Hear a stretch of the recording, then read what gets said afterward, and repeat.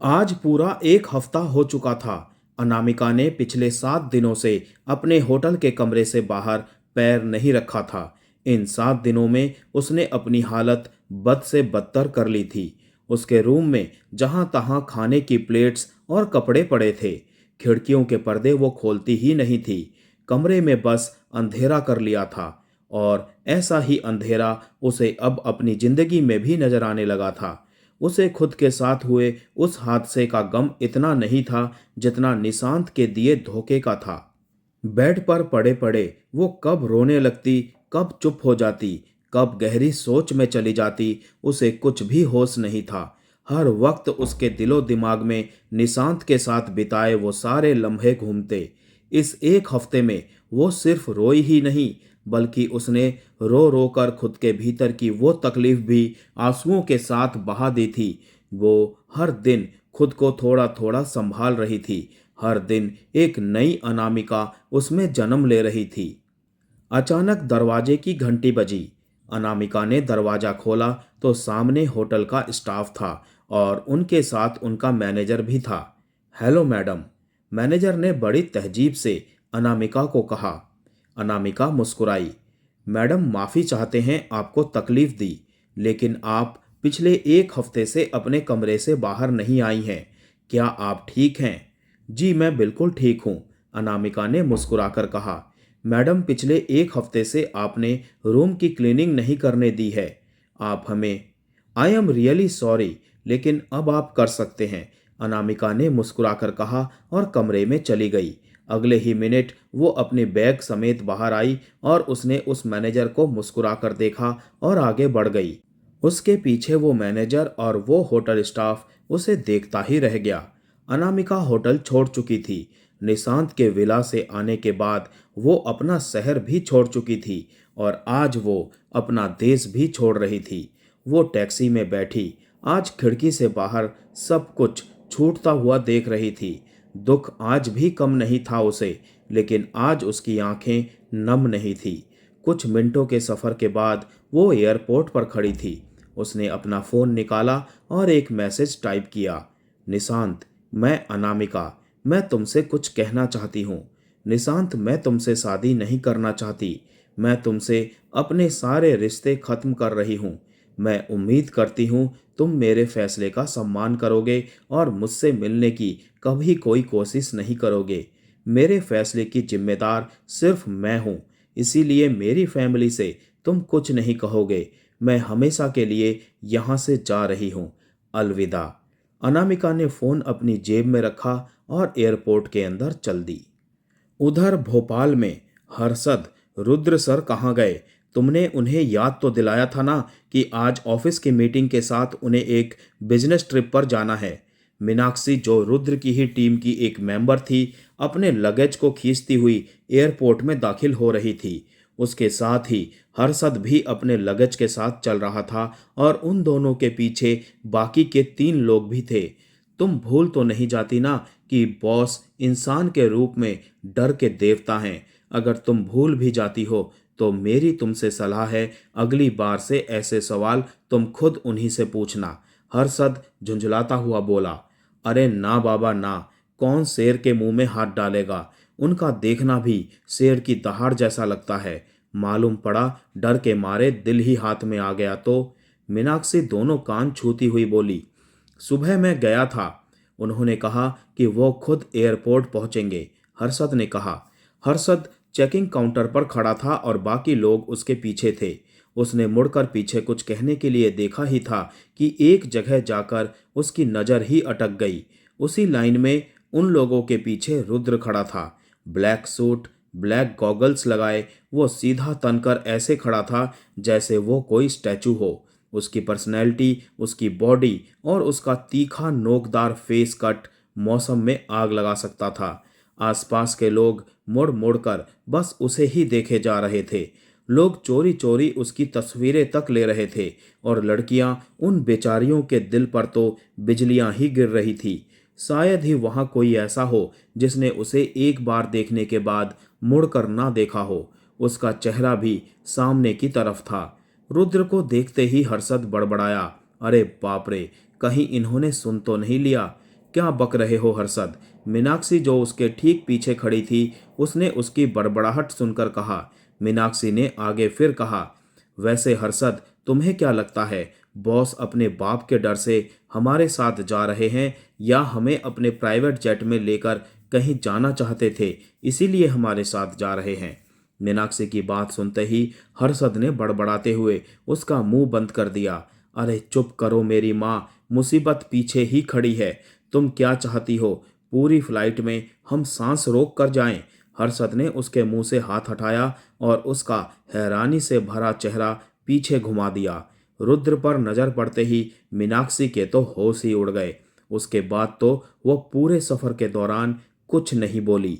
वहीं दूसरी तरफ शाम ढल चुकी थी। अनामिका ने एयरपोर्ट से कदम बाहर रखते ही एक गहरी सांस ली और अंदर उमड़ आए दुख को आंखों में उतरने देने से पहले ही अंदर समेट लिया।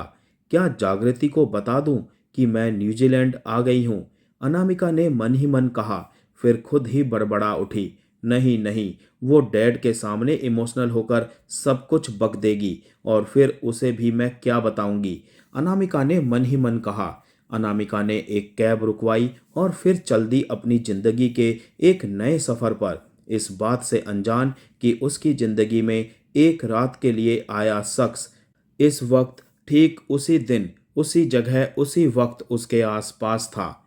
निशांत, तुम देख क्यों नहीं रहे? कंपनी में क्या चल रहा है? मैं पिछले कुछ दिनों से देख रहा हूं, तुम्हारा काम पर फोकस ही नहीं है। क्या चल रहा है तुम्हारा? निशांत के डैड जयराज अवस्थी निशांत के साथ एक मीटिंग से बाहर आते ही उस पर बरस पड़े। नहीं, कुछ नहीं डैड, वो बस मैं। वो बस मैं? और ये अनामिका का कॉल आया क्या अभी तक? वो कहीं भूल तो नहीं गई है कि तुम दोनों की बहुत जल्द शादी होने वाली है? पिछले कुछ दिनों से एक बार भी उसने तुम्हें कॉल किया? डैड, मैं आज खुद उसे कॉल करूंगा, निशांत ने कहा। ठीक है, कहकर निशांत के डैड जाने लगे। निशांत ने उन्हें जाते देख अपना फोन निकाला तो उस पर नोटिफिकेशन थी। अनामिका का मैसेज देखकर उसके चेहरे पर स्माइल आ गई, लेकिन जैसे ही उसने मैसेज पढ़ा तो उसके हाथ से फोन ही छूटकर नीचे गिर पड़ा। फोन गिरने की आवाज सुनकर निशांत के डैड पलटे और उसे ऐसे हैरान परेशान देखकर जल्दी से वापस उसके पास आए। क्या हुआ निशांत, किसका मैसेज है? उन्होंने निशांत से पूछा, लेकिन वो तो कुछ कह ही नहीं पा रहा था। निशांत के डैड ने खुद फोन उठाया और मैसेज पढ़ने लगे। ऐसा कैसे कर सकती है वो? निशांत अब भी वैसे का वैसा ही खड़ा था। कैसे कर सकती है? वो लड़की ही ऐसी है, आखिर अपना रंग दिखा ही दिया उसने।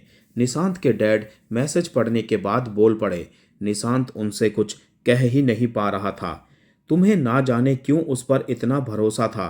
क्या देखकर तुमने उससे प्यार किया था? उनसे किस चीज में कम है हम, जो तुम्हें वो लड़की पसंद आई थी? अरे, एक से एक लड़कियों की लाइन लगा देता मैं। वो लड़की तो थी ही नहीं तुम्हारे लायक।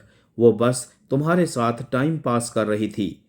क्या कोई 12 साल किसी के साथ टाइम पास कर सकता है डैड? निशांत ने कहा।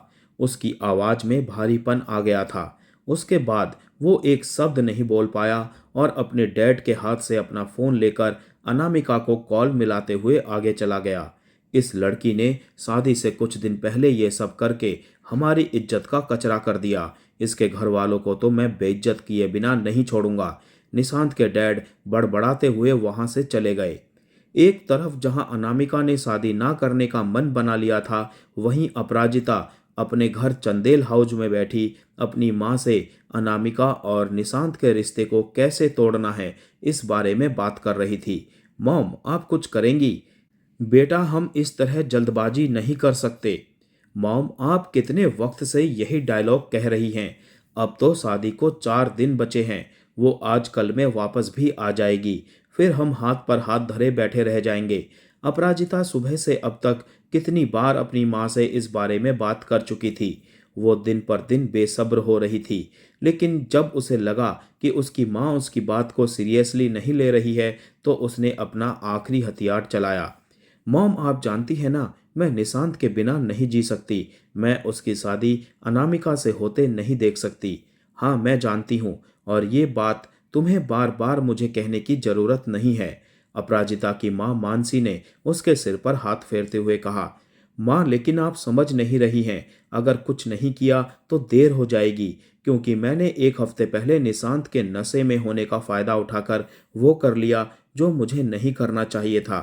क्या? ये तुम क्या कह रही हो? अपराजिता की बात सुनकर मानसी के तो होश ही उड़ गए थे।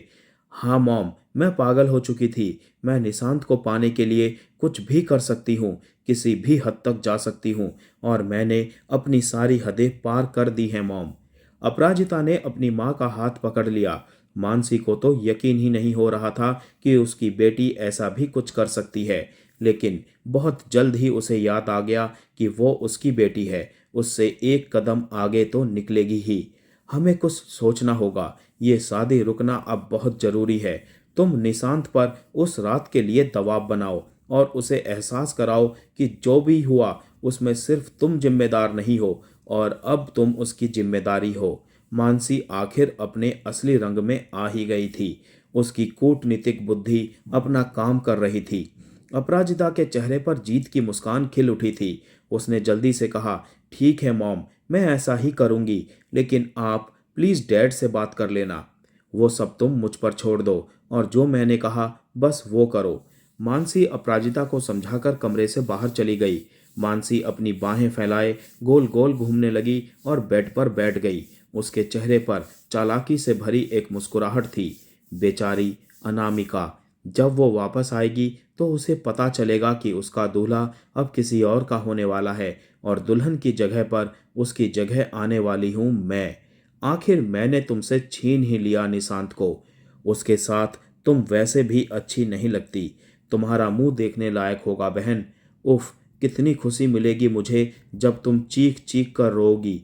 देखना, एक दिन तुमसे सब कुछ छीन लूंगी मैं। अपराजिता के चेहरे पर अब वो पहली वाली मुस्कुराहट नहीं थी, बल्कि एक भयानक कठोरता थी जिसमें नफरत कूट कूट कर भरी थी, और इतनी भरी थी कि उसकी आंखों से, उसके चेहरों से जैसे नफरत टपक रही थी।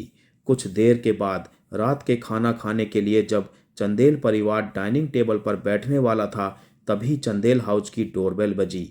सर्वेंट्स ने दरवाजा खोला तो जयराज अवस्थी अंदर घुसे चले आए। उन्हें देखकर चंदेल परिवार के मुखिया नवीन चंदेल उठकर मुस्कुराते हुए उनसे गले मिलने आगे आने लगे।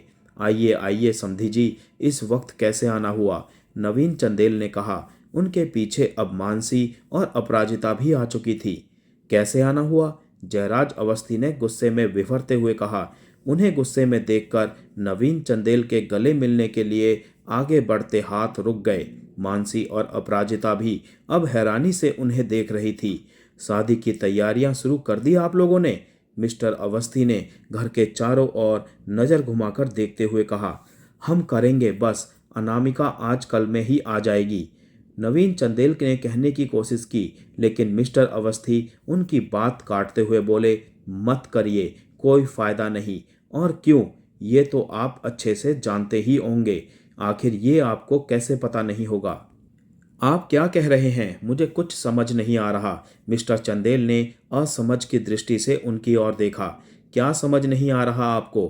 क्या आपको नहीं पता कि आपकी बेटी कहाँ है? उसे शादी खेल लगता है शायद, लेकिन वो भूल रही है कि वो ये मजाक कर किसके साथ रही है। मिस्टर अवस्थी अब भी बस गुस्से में उबल रहे थे। उन्हें लग रहा था कि अनामिका ने ये बात अपने डैड को जरूर बताई होगी, और उसके डैड ने एक बार भी इस बारे में अवस्थी परिवार से बात करना जरूरी नहीं समझा। देखिए, आप ये क्या कह रहे हैं, हमें कुछ समझ नहीं आ रहा। मिस्टर चंदेल ने प्यार से कहने की कोशिश की। गुस्सा तो अब उन्हें भी आ रहा था। आखिर चंदेल परिवार भी कोई मामूली परिवार नहीं है, और जिस तरह मिस्टर अवस्थी बात कर रहे थे, ये लहजा कहीं से भी बर्दाश्त करने लायक नहीं था। आपकी बेटी ने शादी करने से इनकार कर दिया है, वो चली गई है। मिस्टर अवस्थी ने तेज आवाज में आंखें बड़ी करते हुए कहा। उनकी बात सुनकर मिस्टर चंदेल तो हैरान ही रह गए, लेकिन उनके पीछे खड़ी मानसी और अपराजिता को तो अपने कानों पर यकीन ही नहीं हो रहा था। आपकी बेटी की वजह से हमारे हर जगह इंसल्ट होगी, और मैं इसका हिसाब जरूर पूरा करूंगा। कल मैं मीडिया में शादी कैंसिल होने की अनाउंसमेंट करने वाला हूं। ये कहकर मिस्टर अवस्थी वहां से चले गए। क्या बात है, मुसीबत खुद चली गई। अब तुम आराम से निशांत के साथ जिंदगी बिताने के सपने देखो। मानसी ने अपराजिता के गालों पर हाथ रखते हुए धीरे से कहा। 1 महीना बीत चुका था। अनामिका न्यूजीलैंड के एक होटल में ठहरी थी। उसके पास रखी सेविंग्स धीरे धीरे खत्म हो रही थी। पिछले 1 महीने में ना तो अनामिका को ही कोई खबर थी कि उसके घर पर उसके जाने के बाद क्या हुआ, ना ही अनामिका का ही किसी को पता चल सका था। पिछले कुछ दिनों से उसकी तबीयत भी उसे कुछ ठीक नहीं लग रही थी। आज सुबह से उसे 2 बार उल्टियां भी हो चुकी थी। उसे जरा भी अंदाजा नहीं था कि उसे क्या सुनने को मिलने वाला है। आज जब वो दोपहर के करीब डॉक्टर के पास गई तो उसे जो पता चला उसने उसकी बची कुची दुनिया ही हिला कर रख दी थी। हॉस्पिटल से आने के बाद अनामिका अपने कमरे में पड़ी सिसक रही थी। आज उसे डॉक्टर ने बताया था कि वो 4 हफ्ते की प्रेग्नेंट है और अब वो बच्चा अबॉर्ट भी नहीं करा सकती। उसे नहीं समझ आ रहा था कि वो क्या रिएक्ट करे। वो माँ बनने वाली है, ये बात खुशी की होती अगर उसके साथ वो हादसा ना हुआ होता। वो बच्चा जो उसके अंदर पल रहा है वो किसी की जबरदस्ती का नतीजा है। कैसे वो उसे जन्म देगी, कैसे उसे पालेगी, अकेले क्या क्या करेगी वो। उसे खुद में दुनिया की सबसे कमजोर औरत नजर आ रही थी जो बस बेबस थी। शाम हो चली थी और अनामिका वैसी की वैसी पड़ी सिसक रही थी। शाम से रात भी हो आई। अनामिका ने दोपहर में हॉस्पिटल से आने के बाद कुछ भी नहीं खाया था। सारी रात उसने सोचने और रोने में बिता दी थी, लेकिन सुबह उठते ही उसने अपना बैग पैक करके रख लिया। इस वक्त उसकी आंखों में जो खालीपन नाच रहा था उसे कोई नहीं पढ़ सकता था। वो बैग कमरे में ही छोड़कर अचानक कमरे से बाहर चली गई। वो कहाँ जा रही थी, क्या करने वाली थी, ये केवल अनामिका ही जानती थी। तो दोस्तों, ये था इस कहानी का तीसरा भाग। चौथे भाग के लिए मेरे चैनल को सब्सक्राइब करके नोटिफिकेशन वाला आइकन जरूर प्रेस कर दीजिएगा दोस्तों। तो मिलते हैं नेक्स्ट पार्ट में, तब तक के लिए आप सभी को tata bye bye, take care.